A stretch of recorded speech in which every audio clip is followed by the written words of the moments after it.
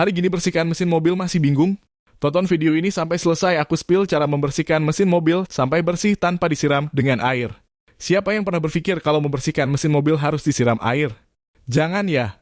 Sekarang udah ada cara yang praktis dan mudah membersihkan mesin mobil tanpa disiram air dengan hasil kinclong maksimal. Gunakan foam cleaner pembersih serbaguna ini dengan cara semprot-semprot ke bagian mesin yang kotor. Lalu usap-usap sampai kotoran dalam mesin terangkat. Setelah itu lihatlah uang terjadi mesin mobil kamu yang awalnya kotor parah jadi bersih maksimal. Stok yang banyak foam cleaner ini buat persediaan di rumah. Beli sekarang foam cleaner, cek di keranjang bawah video ini. Yuk mulai semangat bersihkan mesin mobil dengan foam cleaner.